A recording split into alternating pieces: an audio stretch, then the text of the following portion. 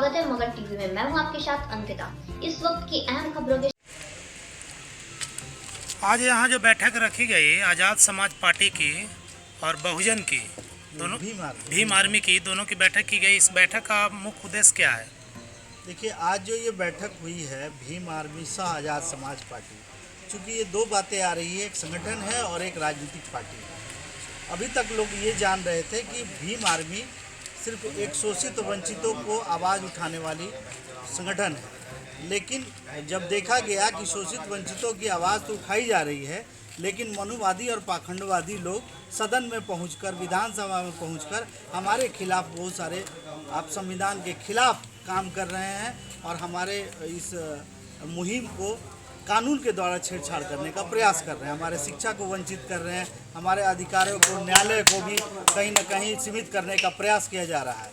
तो हम लोगों ने आज एक तरह से प्रचार अभियान, सदस्यता अभियान, साथ ही साथ सामाजिक चिंतक भी आए, जैसे स्वर्गीय वीरेंद्र अर्जक जी, ललन पासवान जी हुए, नदीम खान जी हुए, पूर्व मुखिया मुरारी जी हुए और प्रदेश से आए हुए धनंजय प्रसाद जी हुए और हमारे भीम आर्मी के चंदन जी हुए, सौरभ राज जी हुए, आपके रोशन गहलोत जी हुए।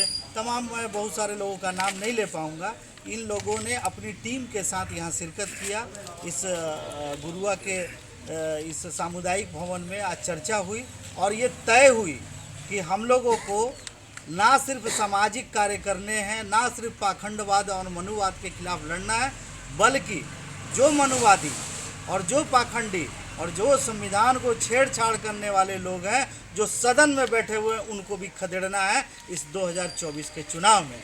इसलिए आज़ाद समाज पार्टी अपने पुनर्गठन के इस दौर में सदस्यता अभियान चलाई जा रही है, जिससे सभी लोगों को जोड़ा जा सके। अभी तक हमने लक्ष्य रखा भाई चंद्रशेखर आज़ाद जी ने कि बूथ कमेटी बन जानी चाहिए, बूथ स्तर तक हमारा संगठन पहुंचना चाहिए।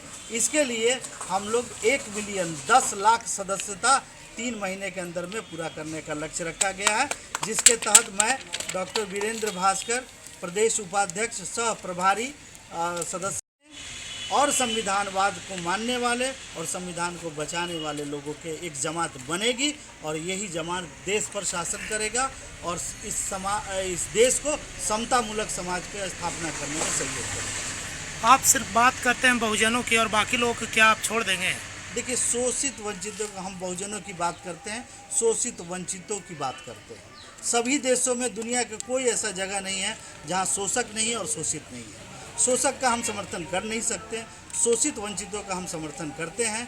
हम सभी लोगों को खुश नहीं रख सकते हैं। हम सर्वजन हिताय, सर्वजन सुखाय की बात नहीं करते हैं, हम बहुजन हिताय, बहुजन सुखाय की बात करते हैं। आज़ाद समाज पार्टी की मुख्य उद्देश्य क्या है? जो इस पार्टी की स्थापना की गई, इसका मुख्य उद्देश्य क्या है? देखिए, मुख्य उद्देश्य यही हुआ कि हमने भीम आर्मी 2016 से चलाया, शोषित वंचितों का आवाज़ उठाया, संविधान की बात की, लेकिन ऐसा देखा गया कि हमारे ही लोग हमारे संगठन में आकर अपना चेहरा चमकाते हैं, अपनी बातें रखवाते हैं, अपना काम निकालते हैं और जब बहुजनों की सरकार बनानी है, बाबा साहब के सपनों को साकार करना है, तो वैसे नेताओं के चुनाव करने में वो भटक जाते हैं।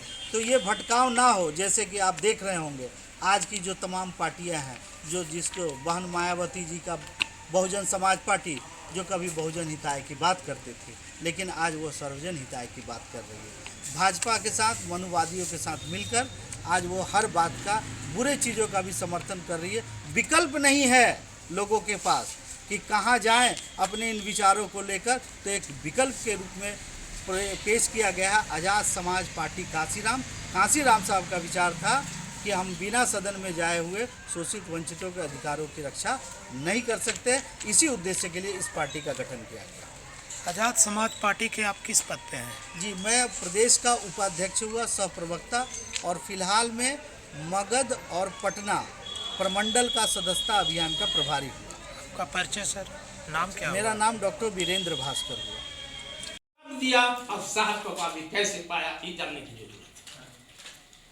साथियों, 12 नवंबर 1931 में बाबा को पाथी गांधी जी ने लंदन के गोल में सम्मेलन में गए थे, वहां से लंदन का न्यायालय ने दिया था, ये जानने की जरूरत है। और साहब कैसे हुए आप लोग जानते हैं, बॉडीगार्डियां है ना, और प्रोफेसर का ड्यूटी किए थे तो साहब होगा, वकील साहब वकालत भी किए थे तो 3 साल हुए ना। क्या वो प्रसंग सुना दें कि इनको कैसे सुना दीजिए। षड्यंत्र किया था, सब जानते हैं, नहीं जानते तो जानते हैं तो ठीक बात। सभी को जाने का जो रास्ता था उस समय में इंग्लैंड लाहौर से जाने का रास्ता था।